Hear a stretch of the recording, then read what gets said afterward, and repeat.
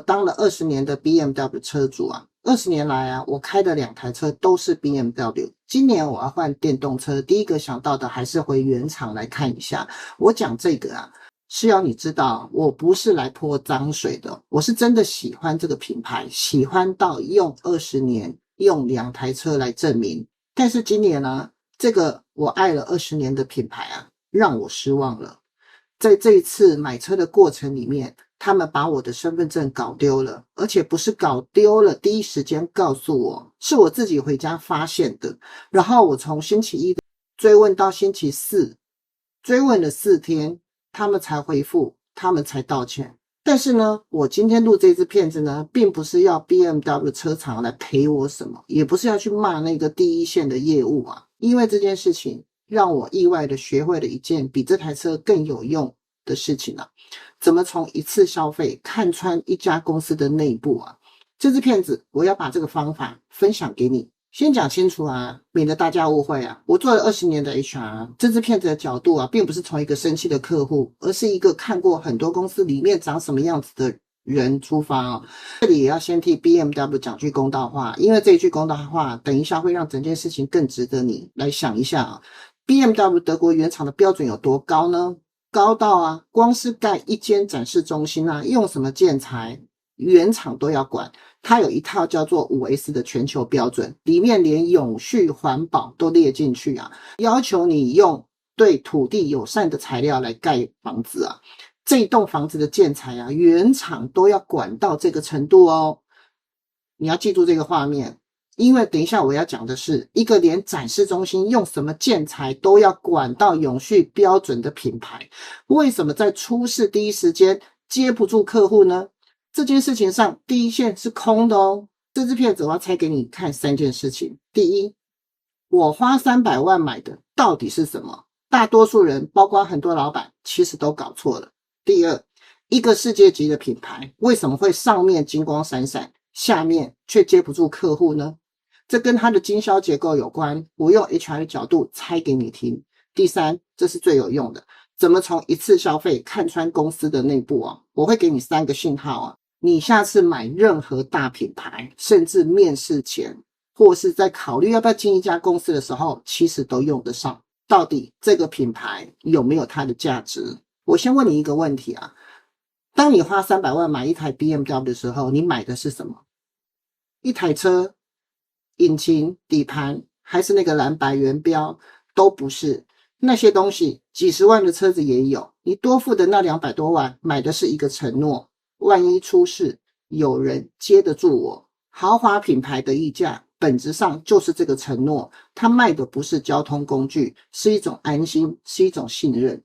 所以一個品牌的真正的價值從來都不在於它順風順水把車賣給你的那一刻，而是在出事的那一刻。品牌在出事的時候怎麼處理這件事情只分2種。第一種，把品牌當成賣出去之前的形象，廣告很美，展間很豪華，業務很客氣，直到你簽完約付完錢，它的價值就停在成交的那一刻了。第二種，把品牌當成出事之後的承諾，出事的時候它能夠接得住你，讓你覺得還好我當初選的是它，它的價值從出事那一刻才真正的開始。第一種品牌，平常你完全分不出來，因為平常不會出事啊。只有出事的那一刻才看得出來它到底是哪一種，它的底氣是什麼。而我這一次剛好就踩到的那一刻，我講給你聽啊。事情是這樣子的，我今年年初想要換電動車，本來第一個想到的是特斯拉，但是特斯拉的購車經驗，老實說讓我非常不舒服，所以我就回到 BMW 來看自己的電動車。看新車的同時呢，那台舊車外面二手車廠估價大概15萬，我就想，那賣回原廠會不會好一點？所以我在1月看車的當下，我就問了業務，那原廠購回能不能一併處理？業務當場就說沒問題，要記住這個時間點哦，1月。那車子呢，預計在5月中的時候到，5月初的時候呢，業務就請我提供舊車的資料、舊車的照片，還有里程數要去估價。結果呢，業務回我，因為我的車的年份太舊，只能報廢處理。我不舒服的不是報廢這個結果，而是時間。你1月就看到我的車了，那個時候就知道狀況，如果你1月當下就跟我說哦，只能報廢，那我還有4個月的時間可以去問問看別的買家、別的管道。但是呢，你這4個月什麼都沒做，到車子要交了才告訴我只能報廢。我先生前2年換車，一個是日系，一個是美系，外面估價15萬，原廠買回都還能夠賣到18萬。我要講的不是在比價錢，差別不在價錢，是在於是有沒有人把你的資訊完整、透明、主動的交到你手上。而這個主動正是賣車很厲害、出事很陌生的那種品牌最缺乏的東西。但是這還不是最誇張的，最誇張的在後面。在交車前，我把頭期款的支票還有身份證一起拿給業務去辦過戶。禮拜天交車，業務並沒有親手把身份證還給我，而是塞在一大疊的文件袋裡面一起給我。我回家打開，沒有身份證，所以我禮拜一的時候就問業務，那業務就說哦，是在白色信封裡。我拍照給他看了，的確沒有。後來才知道，原來是代辦把證件給他們的時候，這些業務也是直接就放進給我的資料夾，他們完全沒有檢查。那後來禮拜一，業務就在 LINE 上面回說，你再找找看，然後他就丟給我一個連結，說哦，你可以打電話去政府先辦掛失，然後就沒有然後了。從禮拜一到禮拜四，沒有任何人主動聯絡我。禮拜四是我自己主動追問他，你們把客戶這麼重要的證件弄丟，難道都沒有任何的 improvement plan、action plan 嗎？業務馬上就說有，內部已經啟動改善了，然後就傳了一大串的道歉，說我會補償你第1年的保養費啊 blah blah blah。 我就問他一句，我從禮拜一到禮拜四為什麼都要我主動追問，你們才道歉，才說有在改善？為什麼不是在第一時間讓我這個客戶感受到你們很在乎？是不是因為沒有鬧大，沒有上新聞就不會被重視呢？其實我在乎的從來都不是你們以前有沒有發生過，因為業務一直強調這是第一次，以前從來沒有發生過。我在乎的是你們整個流程裡面沒有一張簽收單，沒有授權書，連 LINE 上面一句確認都沒有。在台灣，連旅行社拿你的身份證去辦護照都會有簽收單、照會單，再三確認要你簽名。一台300多萬的車，在處理客戶的身份證件時，竟然可以這麼粗糙。No paper, no sign。 是非對錯並不是靠一哭二鬧三上吊爭取來的，錯了就是錯了。為什麼？因為你們流程的問題造成的錯誤，要我這個客戶用鬧的方式才可以獲得該有的尊重呢？講到這裡，我要非常清楚的說2件事情啊。第一個啊，這不是那個業務一個人的錯，換一個業務啊，同樣的事情還是有可能會發生，因為背後的那一套制度啊，從来都沒教過他正確的流程是什麼，出事的時候該怎麼做。第二，這也不是 BMW 這個品牌很爛，我前面講過，德國原廠的標準高到連建材都要永續啊。那問題到底出在哪裡？出在斷層。我用 HR 的角度把 BMW 在台灣的結構拆給你看了。最上面呢是德國原廠，它定義品牌、定義標準，連展示中心的建材永續都要管。中間是台灣的總代理，他把品牌引進台灣，經營形象、經營廣告。最下面是各地的經銷商，而你我這種客戶真正面對面的第一線就是經銷商這一層。那你看出問題了嗎？品牌的價值是德國原廠花幾十年用幾百億蓋起來的，但是客戶的體驗，也就是最下面的那一層，第一線的那些業務，在那一刻當場交出來的。中間隔着的是教育訓練這4個字。當原廠的高標準沒有一路鎖到第一線的業務身上，讓業務有客戶意識的時候，你上面再怎麼金光閃閃，下面永遠在漏水，而客戶感受到的永遠是漏水的那一層。這就是我做 HR 20年來最想跟你講的。我們很容易以為大品牌就等於專業，賣這麼貴就等於出事沒問題，這其實是錯覺。一個連建材永續都管得到的原廠，可以同時讓第一線業務連一張簽收單都沒有，因為蓋一棟漂亮的展示中心，看得見、拍得了照、上得了新聞，但是呢，把第一線的業務把他的客戶意識訓練到位，這個看不見、拍不了照，也上不了新聞媒體。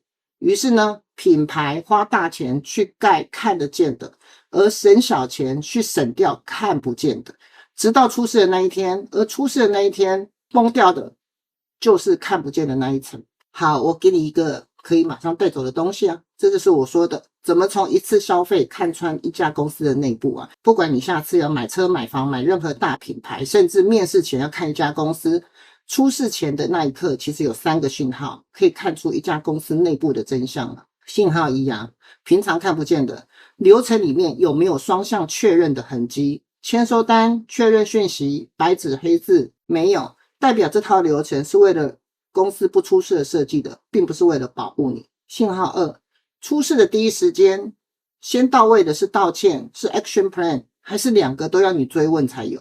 如果他主動，代表第一線的業務真的被訓練過客戶意識，要你追了才有，代表這個訓練只停在話術，沒有進到意識。我相信對這個業務來講，他可能也很冤枉，他覺得該做的事情我都做啦，不該做的事情我也都做啦，我只是差別沒有在第一時間告訴客戶而已。這個其實也是我在頻道裡面跟大家講很多次的原因。很多時候我們都以為自己把自己事情做好就夠了，別人都應該知道，都應該感謝，也都應該讚賞。其實 no。 還記得我在 stakeholder 裡面講到的嗎？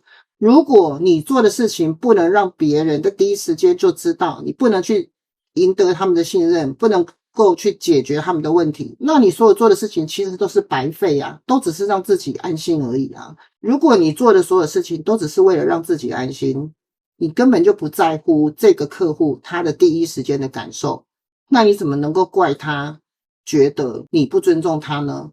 因為你的行為就是擺明了不尊重他啊。所以小事会不會畫大？訊號3，出事以後有問題以後，是不是屬於沒有鬧大就當作沒事，還是會主動 update 進度呢？補一個我自己的後續啦，我那台舊車啊，整整1個禮拜我沒收到任何的進度的 update 啊。7天之後我問業務啊，如果還沒處理的話，我想先把車牽回來，因為我把車交給你的時候並沒有給你們任何授權書或是任何簽收單，萬一我這台車被開去闖禍了或是做什麼事情了，我還要負全責所以我才希望把車牽回來我們自己去賣。結果這個業務說他已經送去舊車回收廠了。那我就問，可是這個禮拜我都完全沒有收到任何 update 啊。他就解釋說本來想等收到回收商文件再一併給我，當然他立刻就傳單據過來了。然後我才發現原來他其實禮拜一就已經處理掉了，整整1個禮拜他沒有一句進度的 update，他完全沒有覺得需要讓客戶知道這件事情。這就是訊號3，不是有沒有做，而是你有沒有讓客戶安心。事情做完了，客戶卻被晾在不確定的時間裡面1個禮拜，這個在客戶意識裡面的這一門課叫做不及格，甚至我會給0分。現在啊，請你做一件可能有點不舒服的事啊，你把這3個信號從 BMW 身上轉到你自己經營的那個品牌，你帶的那個團隊身上，或是甚至你自己身上。我猜你看到這裡，你心裡可能有個聲音說還好我的公司不是這樣。我懂，但是我做 HR 20多年，我看過太多會在會議室裡面大聲喊客戶第一的老闆，他底下的第一線正在用不出事就好的方式來做事，而那個老闆自己完全不知道，因為他以為 SOP 有寫啦，也就等於人有被訓練啦。這是最大的盲點。你的手冊寫了需簽收確認，並不等於你的員工懂為什麼要簽收。你的官網上面寫客戶至上，不等於你的人在出事的那一刻真的會主動開口去關懷客戶。文件上面寫的是動作，教育訓練要交付的是動作背後那個為什麼。當你的人只學到動作，沒學到為什麼，所以他遇到事情時只會道歉，客戶來追問時也只會道歉。他的態度就是我都已經道歉了，要不然還想怎麼樣？當你的員工只學到道歉，沒學到為什麼的時候，平常一切都正常只有等到出事的那一天，他會做出跟那個 BMW 業務一樣的事情，被動等，能拖就拖，沒鬧大就當沒事。而那一天坐在我這個位置上的，也就是你的客戶，他不會去分這是制度的錯還是哪個人的錯，他只會記得這個品牌在我最需要被接住的時候，讓我自己一個人站在那裡，這就是你的品牌價值瞬間化為0。那一刻你花幾十年蓋的品牌就崩壞在一個第一線的一個小動作裡。所以回到我一開始的問題啊，我花300萬到底買的是什麼？我買的是一個承諾，萬一出事有人接得住我。而一個品牌真正的價值不是在把車賣給我的那一刻，而是在有問題的時候怎麼接住我的那一刻。我當了20年的 BMW 的車主啊，我還是很喜歡這個品牌這一台車啊。但是這一次它讓我看清楚一件事情啊，再高的品牌標準啊，如果沒有一路鎖到第一線的那個人身上啊，它就只是一個很昂貴的展示品。而現在你也學會用這雙眼睛了，下次當你走進任何一家公司當客戶，或是你要去面試，考慮要不要加入一家公司的時候，你可以自動打開來看這家公司到底是屬於哪一種。這支片子看到這裡啊，我幾乎可以確定啊，當然大家都想當的是第二種品牌啊，把價值放在啊，出了事情怎麼接住人啊，而不是賣出去之前多好看的那一種。在這個世界上啊，這種品牌其實是非常稀少的。最後我也想聽聽看大家的答案，你買過或是你自己經營的那個品牌是賣出去之前的品牌呢，還是出事之後的呢？而你是在哪個時候看穿它的？留言告訴我，我們下支影片見。